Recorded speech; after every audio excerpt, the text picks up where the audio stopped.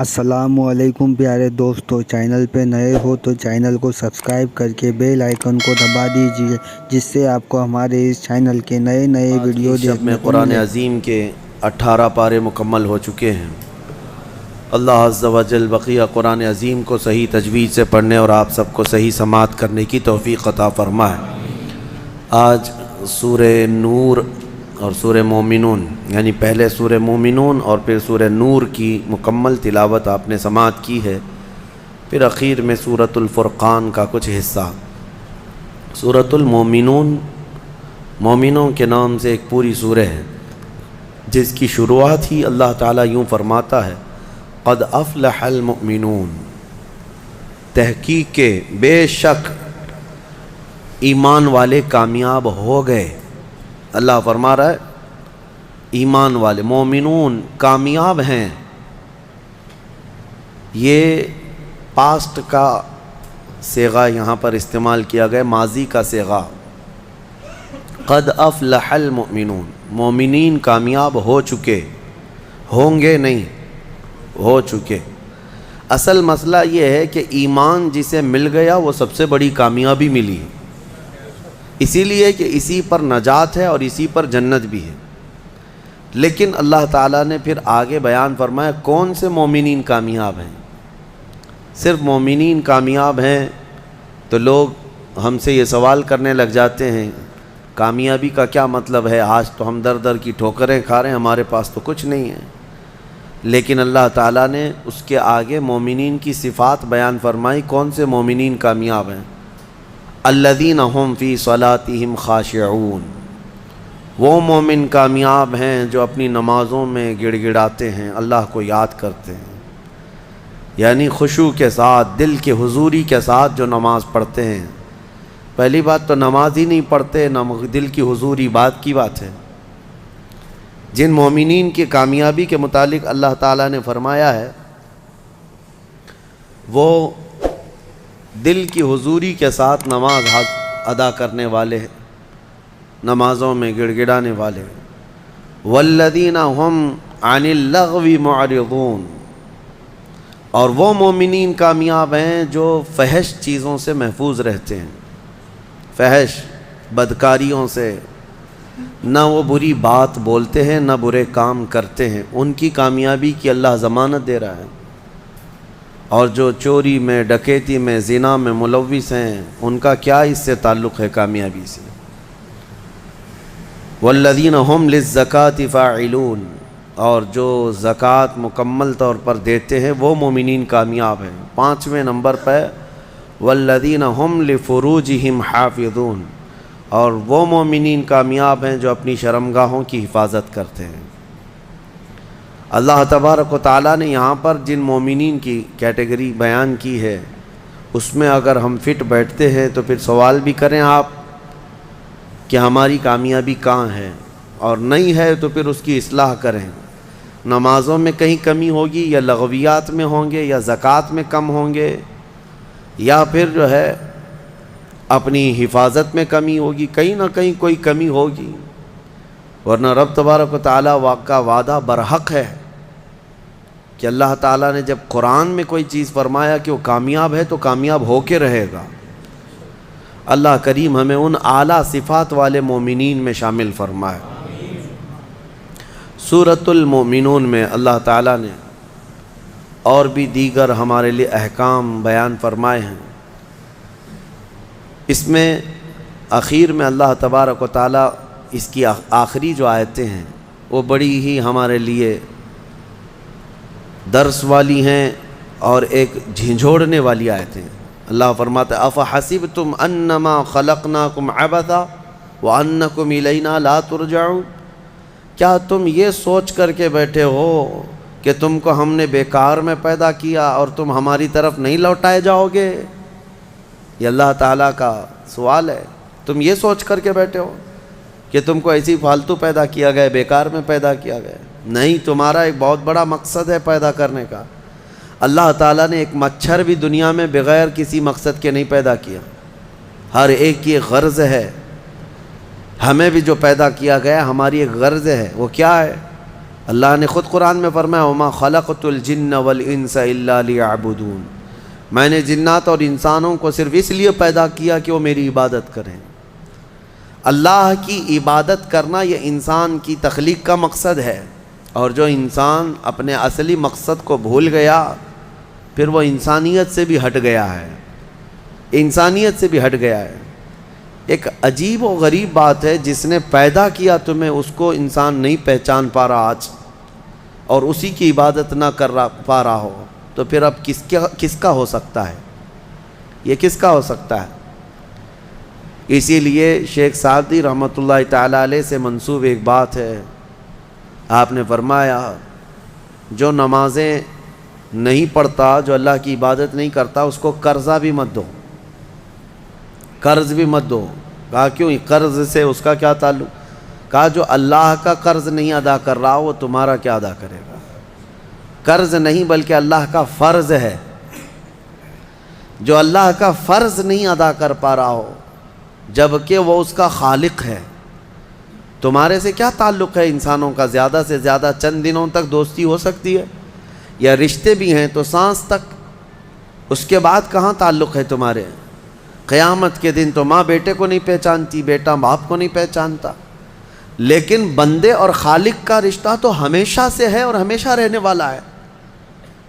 تم جب نہیں پیدا ہوئے تھے تب بھی تمہارا خالق اللہ ہی ہے، یعنی تمہیں نطفے سے لے کر کے یہاں تک لایا، یہاں بھی تمہارا خالق وہی ہے۔ قیامت کے دن جب وہ تمہیں دوبارہ اٹھائے گا تب بھی وہ تمہارا خالق ہے۔ خالق کا بندے سے رشتہ کبھی ختم نہیں ہوا، تو جو بندہ اپنے خالق کے ساتھ مکمل نہیں ہو سکا تو پھر وہ دوسرے کے ساتھ کیسے ہو سکتا ہے؟ دوسرے کے ساتھ اس کے کیا سلوک ہو سکتے ہیں؟ اسی لیے قرآن میں اللہ فرما رہا ہے کیا تم یہ سوچ کر کے بیٹھے ہو کہ ہم نے تمہیں خالی پیدا کیا ہے، اور کیا تم نہیں لوٹائے جاؤ گے ہماری طرف؟ لائے جاؤ گے، ہر ایک لوٹایا جائے گا، ہر ایک۔ ابھی چند دنوں پہلے کی ایک بات ہے، ایک چھوٹا سا رسالہ، ایک لٹریچر جو گوتم بدھ کی عبادت کرتے ہیں ان لوگوں کی طرف سے تھا کہ دنیا کا ایک بہت اعلیٰ ذہن کا انسان تھا، اس نے بہترین تعلیمات دی تھی، تو اس پر کسی نے، ایک مسلمان نے نقطہ لگایا تھا اور ان سے بحث ہو رہی تھی جو بدھسٹ ہیں، وہ یہی کہہ رہے تھے کہ آپ بدھا کی جو عبادت کرتے ہیں کیوں کرتے ہیں؟ کہا کہ وہ مہان آدمی ہے، مہان انسان ہے، مہان آدمی تھا، بڑے اچھے اخلاق تھے، بڑی اچھی تعلیمات دنیا کو دی۔ تو پھر پوچھنے والے نے پوچھا کہ وہ کہاں ہیں؟ کہا وہ تو چلے گئے۔ کب؟ کہا برسوں ہو گئے، 2500 سال پہلے تو انتقال ہو گیا، مر گئے۔ کہا آئے تھے اور چلے گئے۔ تو پوچھنے والے نے پوچھا تو یہ تو بڑے کمال کی بات نہیں، پھر ان کو لایا کون تھا اور واپس دنیا سے لے کے کون گیا؟ اگر وہ سب سے مہان ہے تو آج ہوتا اور ہم بھی اس کے پیچھے چلتے۔ کہا کہ اب وہ پیدا ہوا اور پھر دنیا سے چلا گیا، ہم یہ پوچھ رہے ہیں کون ان کو دنیا میں لایا تھا اور کون دنیا سے لے کے گیا؟ وہ بیچارہ خاموش ہو گیا۔ اس نے کہا کوئی تو طاقت ہوگی۔ کہا وہی طاقت ہر ایک کو موت کے بعد لوٹائے گی۔ دنیا کا چاہے سب سے بڑی طاقت کا انسان بھی کیوں نہ ہو، اسے موت ہے اور وہ اللہ کی بارگاہ میں لوٹایا جائے گا۔ اسی کو اللہ تعالیٰ فرماتا ہے تم کیا سوچ کر کے بیٹھے ہو کہ تم ہماری طرف نہیں لوٹائے جاؤ گے؟ تم سب کو اللہ کی طرف لوٹ کر کے جانا ہے۔ اس دن کو یاد رکھو، اس دن کو یاد رکھو جب یہ ساری چیزیں دھری کی دھری رہ جائیں گی اور تم آخری سفر پر نکل چکے ہوں گے، اور عجیب و غریب حالت میں ہم جاتے ہیں۔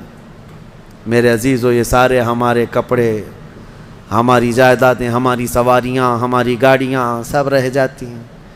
آج تک آپ نے دیکھا کہ کوئی آدمی جنازے کی بجائے مرسیڈیز میں قبر میں جا رہا ہو؟ نہیں، وہ بھی 4 کندھوں پر بوجھ بن کر کے ہی جا رہا ہے۔ بڑی اعلیٰ قسم کی سواریاں وہ وہیں رہ جاتی ہیں، بڑے عمدہ لباس یہیں رہ جاتے ہیں۔ آخری سفر کا ایک مخصوص لباس ہے، ایک مخصوص انداز ہے، اور ایک مخصوص طریقے سے لے جا کر کے قبر کے حوالے کر کے آ جاتے ہیں۔ اور اسی کو فرمایا گیا ہے کہ جس کو یہ اپنا آخری سفر یاد ہوگا اسے یہ بھی یاد ہوگا کہ میں یہاں کیوں آیا ہوں۔ کبھی آج تک آپ نے اپنے اندر جھانک کر کے پوچھا، کبھی سوچا زندگی میں کبھی ایسا وقت آیا کہ ابھی جیسے مثال کے طور پر مسجد میں آ کر بیٹھے، ابھی میں آپ سے پوچھوں پکڑ کر کے کیوں آئے ہوں یہاں پہ مسجد میں، فوراً آپ جواب دیں گے عبادت کے لیے آئے ہوں۔ مسجد کائے کے لیے ہے؟ عشاء کا وقت ہو رہا تھا، نماز پڑھنے کے لیے آیا، یا محفل چل رہی تھی محفل میں آ گیا۔ یہ تو تمہارا مقصد ہے، ہر کام کا تمہارا مقصد ہوتا ہے۔ کبھی یہ سوچا میں دنیا میں کیوں آیا، پوری دنیا میں کیوں آیا؟ جس نے اس سوال کا جواب حاصل کر لیا وہ معرفت کو پہنچ گیا۔ جو صحیح طریقے سے اس جواب کو پہنچ گیا وہ اللہ کی معرفت حاصل کر لے گا۔ اسی لیے میرے عزیزو آگے رب تعالیٰ فرماتا ہے أَفَحَسِبْتُمْ أَنَّمَا خَلَقْنَاكُمْ عَبَثًا أَفَحَسِبْتُمْ أَنَّمَا خَلَقْنَاكُمْ عَبَثًا وَأَنَّكُمْ إِلَيْنَا لَا تُرْجَعُونَ۔ حضرت موسیٰ علیہ الصلوۃ والتسلیم کے متعلق ایک بات ملتی ہے۔ ایک چھپکلی تھی، دیوار پر چل رہی تھی۔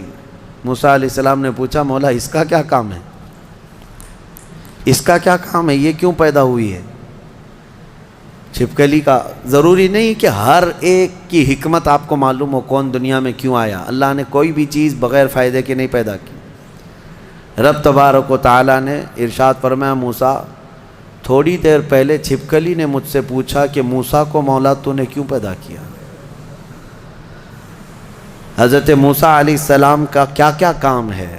یہ ضروری نہیں کہ مخلوقات کو ایک دوسرے کی حکمتیں معلوم ہوں، ضروری نہیں ہے، لیکن اللہ تعالیٰ عبث بغیر کسی وجہ کے محض کسی کو نہیں پیدا کیا۔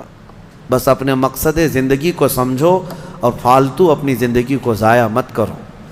جو لوگ بیٹھے اسی طرح سے اپنی زندگی کو ضائع کر رہے ہیں ان نوجوانوں کو ایک دن احساس ہو جائے گا کتنی قیمتی چیز دنیا میں ضائع کر دیا انہوں نے، کتنی قیمتی چیز۔ کروڑوں کا معجون ملا کر کے بھی بڑھاپے کو جوان کر کے دکھا دو۔ یہ گیا وقت پھر ہاتھ آتا نہیں، سدا دور دورہ دکھاتا نہیں۔ آپ جس طرح سے تیزی سے اس دنیا کو کاٹتے ہوئے جا رہے ہیں، میاں ہم تو منٹ منٹ گن رہے ہیں۔ آج دیکھیں ہم 15 تراویح پڑھ چکے ہیں الحمدللہ، ابھی تو ہم چاند کے انتظار میں تھے۔ یوں ہی وقت آئے گا، اللہ آپ کو سلامت رکھے، ہماری زندگی کا بھروسہ نہیں، اگلا رمضان بھی پھر آپ بیٹھیں گے۔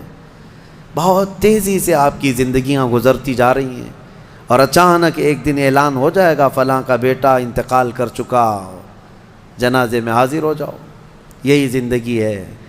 اسی لیے عبث اپنی زندگی کو ضائع نہ کریں۔ جو زندگی کے لمحات ہیں ان میں کچھ نہ کچھ انویسٹ کر دو تاکہ قیامت کے دن شرمندہ ہونا نہ پڑے، ذلیل ہونا نہ پڑے، رسوا ہونا نہ پڑے۔ بہرحال دوسری سورہ ہم نے جو تلاوت کی ہے سورۃ النور، سورہ نور ہے۔ اس میں احکام بہت سارے آئے ہیں۔ اس کی شروعات جو ہے وہی بہت ایک سخت ترین گناہ اسلام میں اس کی مذمت میں آئی، زنا۔ اللہ نے قرآن میں جگہ جگہ فرمایا وَلَا تَقْرَبُوا الزِّنَا إِنَّهُ كَانَ فَاحِشَةً وَسَاءَ سَبِيلًا، زنا کے قریب بھی مت جانا۔ اللہ فرماتا ہے بے شک وہ سب سے بری چیز ہے اور سب سے برا راستہ ہے۔ نبی کریم صلی اللہ علیہ وسلم نے فرمایا کہ جب مومن کوئی مسلمان زنا کر رہا ہو تو ایمان کی حالت میں وہ زنا کر ہی نہیں سکتا۔ یہ بات یاد رکھ لو آپ، ایمان کی حالت میں کوئی زنا نہیں کر سکتا۔ فرمایا گیا جب زنا کر رہا ہو تو اس کا ایمان اٹھا لیا جاتا ہے، ایمان اس کے ساتھ نہیں ہوتا، ایمان اٹھا لیا جاتا ہے۔ ایمان اور زنا جمع ہو ہی نہیں سکتے ایک انسان کے اندر۔ یہ بہت سخت وعید ہے میرے آقا صلی اللہ علیہ وسلم کی حدیث پاک میں۔ ایمان کی حالت میں زنا نہیں ہوتا، اور جب زنا کر رہا ہوتا ہے تو ایمان نکال لیا جاتا ہے، وہ معلق ہوتا ہے، آسمانوں پر لٹکا ہوتا ہے، وہ زنا کے حالت میں اس کے ساتھ ایمان نہیں ہوتا۔ اب جو آیتیں آئی ہیں، اللہ فرماتا ہے الزانیۃ والزانی فاجلدوا کل واحد منہما 100 جلدہ، زنا کرنے والے مرد اور زنا کرنے والی عورت کو 100 کوڑے مارو۔ یہ ان کے لیے ہے جو غیر شادی شدہ ہے، اور جو شادی شدہ ہیں ان کے لیے رجم ہے۔ رجم کا مطلب ہے پتھروں سے اتنا مارو کہ وہ ختم ہو جائے، ان کی موت تک انہیں سنگسار کرنا ہوگا۔ یہ اتنی ہیبت ناک سزا ہے دنیا میں کہ دیکھو تو رونگٹے کانپ جائیں آپ کے، لیکن لوگوں کو ایسا لگتا ہے کہ ایسی اتنی بڑی سخت سزا کیوں ہے؟ میرے عزیزو، یہ ایک ناسور ہے، ایک کینسر ہے معاشرے کا، ایک کینسر ہے۔ جب کیمو کرتا ہے ڈاکٹر تو بہت سخت تکلیف ہوتی ہے، کیمو تھراپی آسان نہیں ہے، پورے جسم کے بال جل جاتے ہیں، خون میں پتہ نہیں کیا سے کیا ہو جاتا ہے۔ کیوں؟ ایک پھوڑی کہیں پر کینسر کی آئی ہوتی ہے، اس کو ختم کرنے کے لیے پتہ نہیں 10 12 کیمو دیے جاتے ہیں۔ زنا جو ہے پورے معاشرے کا ناسور ہے، کینسر ہے، اور اگر اس پھوڑی کو نہیں ختم کیا گیا تو ہر ایک کے ہاں یہی چیز، یہی پھوڑی ہوگی، یہ وائرس کی طرح پھیلے گا۔ اور اسلام نے یہ سب سے بڑی سزا رکھی ہے، زنا میں سب سے بڑی سزا ہے۔ آج دنیا یہ مطالبہ کر رہی ہے کہ ریپسٹ کو اسلامی سزا دی جائے۔ کیوں؟ ان کی بیٹیوں کا جب ریپ ہو جائے تو وہ چلاتے ہیں۔ اسلام وہ ہے جو ہر ایک کی بیٹی کو بیٹی کا ہی درجہ دیتا ہے، ایک عظیم خاتون کا ہی درجہ دیتا ہے۔ زنا چاہے بالجبر ہو بالرضا ہو، دونوں زنا ہے، یعنی زور زبردستی کیا ہوا زنا ہی ہے، خوشی سے کیا ہوا اور بڑا گناہ ہے، اور بڑا گناہ ہے، اس میں اور زیادہ ہلاکت ہے۔ اس کے متعلق حدیث پاک میں ہے زانی کے لیے 15 عذابات ہیں، 15 عذاب ہیں، 5 دنیا میں دیے جائیں گے، 5 قبر میں دیے جائیں گے، اور 5 قیامت کے دن دیے جائیں گے۔ یہ 15 عذابات وہ جھیلتا رہے گا زانی، 5 دنیا میں، 5 قبر میں، اور 5 قیامت کے دن۔ جو سب سے بڑا عذاب ہے اس کے لیے، میں نے جو سمجھا، یہ 15 کی میں اگر تفصیل بیان کروں تو بہت لمبا ٹائم جائے گا۔ یہ 15 عذابات کیا کیا ہیں؟ دنیا میں جیسے اس کے رزق کی برکت ختم ہوگی، اس کے چہرے کی رونق اٹھا لی جائے گی، اور جو 5 عذابات اس کے دنیا میں ہونے والے ہیں، اس طرح سے 15 عذابات میں جو سب سے بڑا عذاب میں نے جو سمجھا وہ یہ ہے کہ قیامت کے دن رب تعالیٰ اس کی طرف نظر بھی نہیں فرمائے گا۔ یہ سب سے بڑا عذاب نہیں ہے تو اور کیا ہے؟ اور نبی پاک صلی اللہ تعالیٰ علیہ وسلم کی بہت ساری حدیثیں ہیں کہ اللہ تعالیٰ اس کو نہ عرش کا سایہ عطا فرمائے گا اور نہ اس کی طرف نظر فرمائے گا، بلکہ یہ فرمایا کہ جنت 500 سال کی مسافت سے اس کی خوشبو آ رہی ہوگی، لیکن زانی وہ خوشبو بھی نہیں سونگھ سکے گا۔ بڑی سخت سزا ہے۔ اور میرے عزیزو، اس سورے میں اللہ تعالیٰ نے کئی مرتبہ یہ زانیوں کا ذکر فرمایا، الزانیۃ والزانی فاجلدوا کل واحد منہما 100 جلدہ، 100 کوڑے مارو، ولا تأخذکم بہما رأفۃ فی دین اللہ، اور اللہ کے دین میں کوئی ہمدردی مت لینا، یہ بھی حکم ہے۔ کسی کے ساتھ نرمی مت کرنا، ایسے اگر کسی کے ساتھ ہو گیا ہے تو ان کنتم تؤمنون باللہ والیوم الاخر، اللہ فرما رہا ہے اگر تم اللہ اور آخرت پر ایمان رکھتے ہو تو ذرا برابر بھی نرمی نہ لینا اس پر۔ وہ اور دوسرا ایک اور سخت حکم یہ ہے، وَلْيَشْهَدْ عَذَابَهُمَا طَائِفَةٌ مِّنَ الْمُؤْمِنِينَ، زانی اور زانیہ کو چپکے سے کہیں سزا مت دے دینا، بلکہ اللہ فرما رہا ہے ان دونوں کے عذاب پر پورے مومنوں کو گواہ بناؤ، سب کے سامنے ان کی سزا ہو۔ آپ کو پتہ ہے نبی پاک صلی اللہ تعالیٰ علیہ وسلم کے صحابہ میں حضرت ماعز اسلمی کا نام ملتا ہے، ایک صحابی تھے۔ یہ ایک دن روتے ہوئے بارگاہ رسالت میں آپ صلی اللہ علیہ وسلم میں آئے، کہا آقا مجھ سے گناہ ہو گیا ہے۔ حضور نے فرمایا کیا ہوا؟ کہا کہ میں بتا نہیں سکتا۔ حضور نے پھر پوچھا بتاؤ تو صحیح کیا ہوا ہے؟ کہا بولتا ہوں تو منہ کو کلیجہ آ جاتا ہے، کلیجہ منہ کو آ جائے اس طرح کی چیز ہے میں نہیں کہہ سکتا۔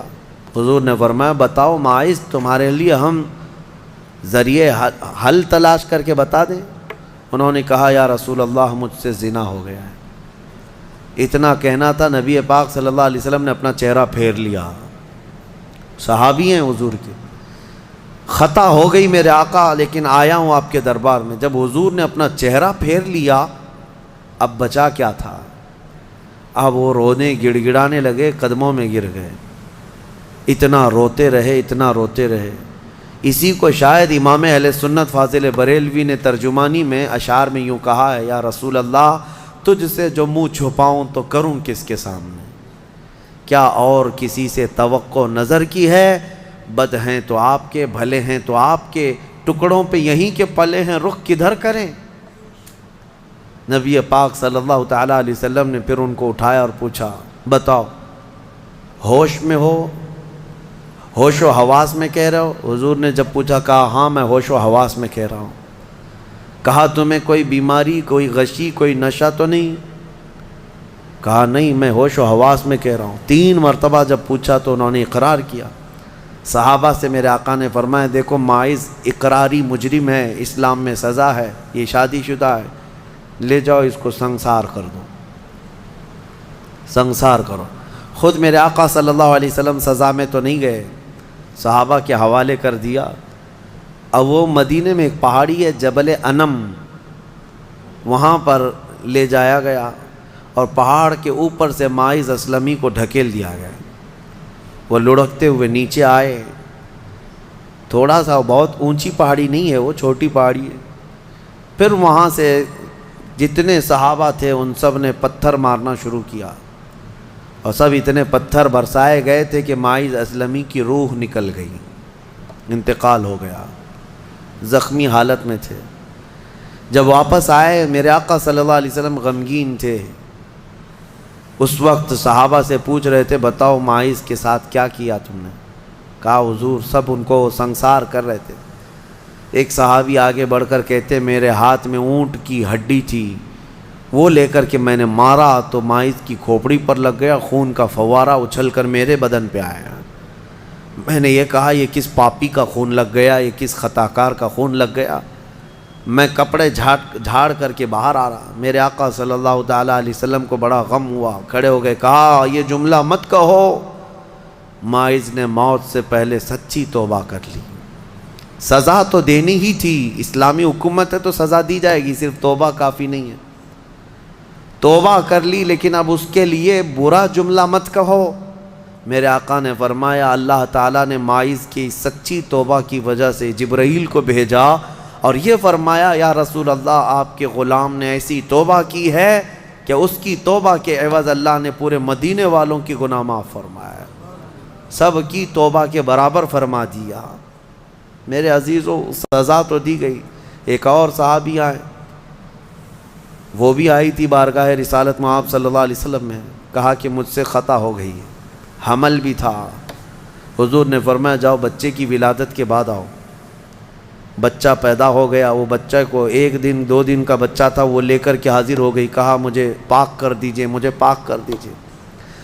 ان صحابہ کو یہ ڈر تھا کہ قیامت کی سزا بہت سخت ہے، دنیا ہی میں لے لو بہتر ہے، بہت عظیم ہے سزا جو قیامت کے متعلق فرمایا گیا۔ وہاں تو ہلکی سزا یہ ہے زنا پر کہ فرشتے لوہے کی سلاخ جو ہوتے ہیں وہ گرما کر کے ان کی شرمگاہوں پر مار رہے ہوں گے، اور ان کی شرمگاہوں سے جو پیپ نکل رہا ہوگا محشر کے دن، فرمایا کہ ان کی بدبو سے پورے محشر والے کانپ رہے ہوں گے۔ زانیوں کی جو ہلکی سزا ہے، پھر جہنم کی سزا کا تو کیا شمار ہی نہیں۔ لیکن یہ صحابیہ آئیں، کہا کہ حضور نے فرمایا بچہ ہونے کے بعد اور بچہ لے کر کے پھر آئی۔ حضور نے فرمایا ابھی تو پیدا ہوا بچہ، اس کا حق ہے، اس کو جاؤ دودھ پلا کے آؤ۔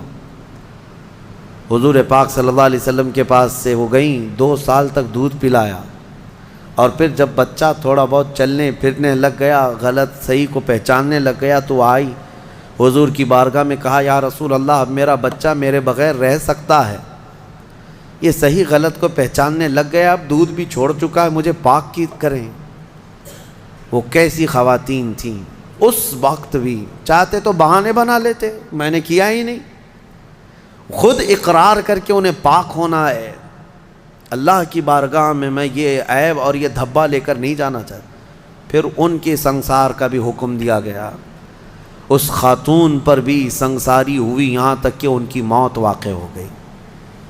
میرے عزیز و اسلام میں بڑی عظیم سزائیں ہیں، صرف میں یہ دنیاوی سزا آپ کو سنا رہا ہوں، اس سے گیس کر سکتا ہے آدمی دنیا میں جو ہائیسٹ سزا ہے اسلام میں وہ زنا پر ہے، لیکن یہ بھی کہا گیا ہے کہ یہ صرف اور صرف 100 میں سے 99 حصہ بھی اس کا یہاں سزا نہیں دی جا رہی، باقی 99 درجے زیادہ حشر کے دن اس کی سزا ہے۔ اگر وہ توبہ کے بغیر مر گیا، اگر وہ پاک ہوئے بغیر مر گیا، اس سے 100 گنا 99 گنا زیادہ جو یہاں دنیا میں سزا دی جا رہی، اس کا 99 درجے زیادہ حشر کے دن وہ سزا پائے گا۔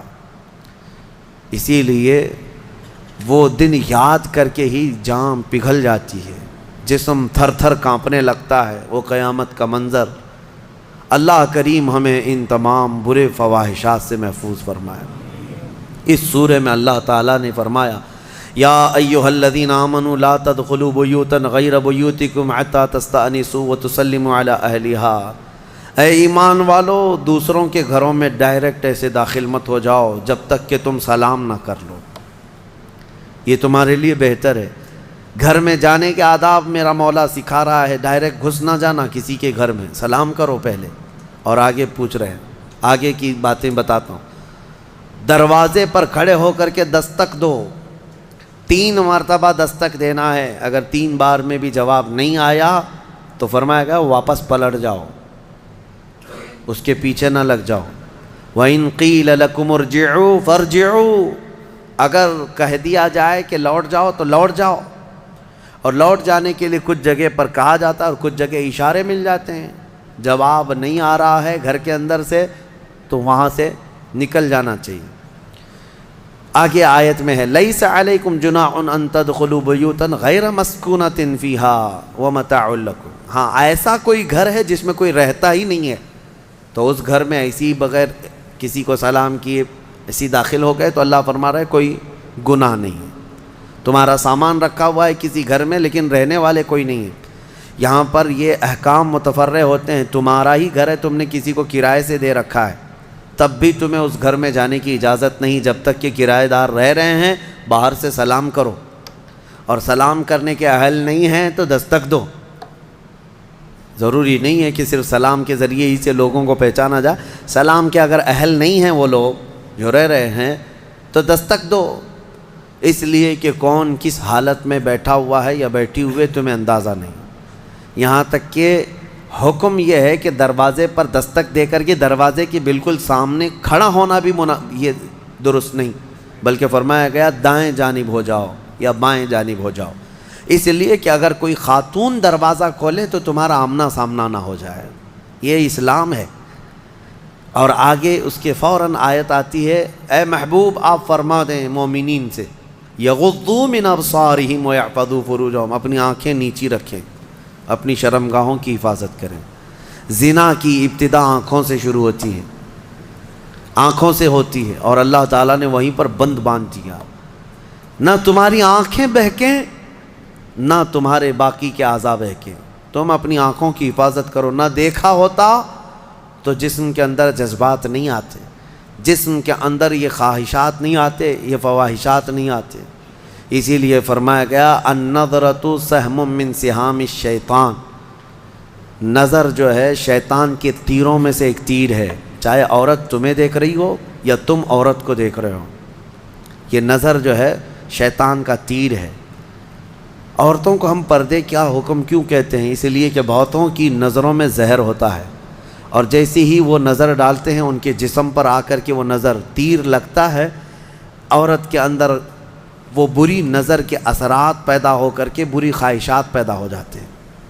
اسی لیے عورتوں کو کہا گیا کہ وہ اپنی حفاظت کریں، پردے میں رہیں۔ مرد حضرات کے لیے بھی حکم ہے کہ وہ اپنی آنکھیں نیچی رکھیں. تم نے اگر آنکھوں کو آوارہ چھوڑ دیا تو یہ آنکھیں تمہیں زنا تک لے جائیں گی. یہاں نظروں کی حفاظت بہت ضروری ہے، بہت ضروری ہے میرے عزیزو. یہاں تک کہ حدیث پاک میں ہے اگر کسی نے کسی کے گھر میں نظر ڈالی اور گھر والے کو یہ برا لگا تو گھر والے کو اجازت ہے کہ وہ پتھر اٹھائے اور اس کی آنکھ پھوڑ دے، اللہ اس سے مواخذہ نہیں فرمائے گا. کتنی بڑی بات ہے، کتنی بڑی بات ہے. اگر گھر والے نے آنکھ پھوڑ دیا تو اللہ اس کا مواخذہ نہیں فرمائے گا. کیوں؟ گھروں کی عزت کے لیے اللہ تعالیٰ نے اتنے سخت طریقے سے قوانین بنائے. اسلام جو ہے سوسائٹی چاہتا ہے، یہ نہیں ہے کہ یہ یورپ امریکہ کی طرح عیاشی، کوئی کسی کے ساتھ کوئی کسی کے ساتھ، کون کس کا بچہ ہے کون کس کا باپ ہے پتہ ہی نہیں. اسلام میں نسب اور نسل کا بہت زیادہ اہتمام ہے، بہت زیادہ اہتمام ہے. جن 5 چیزوں کی حفاظت فرض ہے ہر مسلمان پر، اس میں نسب کی حفاظت بھی فرض ہے. سب سے پہلی چیز جو مسلمان پر فرض ہے وہ جان کی حفاظت ہے. اور ان 5 چیزوں کو پھر کبھی میں عرض کروں گا، 5 چیزوں کی حفاظت ہر مسلمان پر فرض ہے. اس میں جان کی حفاظت، اپنی عزت کی حفاظت اور اپنے نسب کی حفاظت فرض ہے. اپنے نسب کی حفاظت یہ نہیں ہے، یہی تو معاملات ہیں. کسی عورت کو آپ نے طلاق دے دیا، تمہاری عورت تو نہیں ہے. عدت کے کیا معاملات ہیں؟ یہ عدت کیوں رکھی گئی؟ ارے ادھر طلاق دی ہے، دوسرے دن وہ کسی اور سے نکاح کر لیتی. نہیں نا، عورت کے 3 حیض آنے تک انتظار کرو، دوسرے آدمی کو نکاح کرنا ہے. کیوں؟ اس لیے کہ پہلے آدمی کا اگر ذرا برابر بھی نطفہ باقی رہ گیا طلاق کے وقت، تو پھر اس عورت سے دوسرا مرد نکاح کر لیا تو پھر 2 مردوں کا نطفہ ایک عورت کے اندر جائے گا تو نسب میں خلط ملط ہو جائے گا، کس کا بچہ ہے پتہ نہیں چلے گا. عورت کو پورا پاک ہو جانے دو، کلین ہو جانے دو، تاکہ دوسرا کوئی نکاح کر رہا ہے تو یہ ثابت ہو جائے کہ یہ اس کے بعد اگر بچہ ہوگا تو اسی مرد کا ہوگا. سائنس بھی اس بات کو تسلیم کرتی ہے کہ اگر پہلے مرد کا کوئی نطفہ یا کوئی ذرہ بھی باقی رہ گیا ہے تو عورت کو اگر 3 حیض کنٹینیو آ گئے ہیں تو سمجھ لو کہ اس کے اندر کوئی نطفہ باقی نہیں رہا، صاف ہو چکی عورت. اور اگر نطفہ ہوتا تو حیض نہیں آتے، حمل قرار پاتا، حمل ٹھہر جاتا، حیض نہیں آتا حمل کے دنوں میں. یہ اسلام ہے جو نسب کی حفاظت کر رہا ہے. اسی لیے نظروں کی حفاظت کرو اور اپنی شرمگاہوں کی حفاظت کرو. اس بے راہ روی کے دور میں، اس فتنے کے دور میں مسلمانوں، گھڑی گھڑی میں آپ کو یہ تنبیہ کر رہا ہوں کہ شیطان کا سب سے بڑا حربہ یہی ہے کہ وہ مسلمان کو زنا کے راستے پر ڈال دیتا ہے. اور اس لیے کہ سب سے آسان دوزخ کا راستہ یہی ہے. ہر مرد اور ہر عورت کے اندر خواہشات ہیں، ہر مرد ہر عورت کے اندر نفس ہے، اور وہ اس کام میں آسانی سے آ جاتا ہے. میں سمجھتا ہوں پوری دنیا میں الحمدللہ سب سے زیادہ زنا پر کنٹرول اگر کوئی کرتا ہے تو میرے مصطفیٰ کا غلام ہی ہو سکتا ہے مسلمانوں کے اندر الحمدللہ.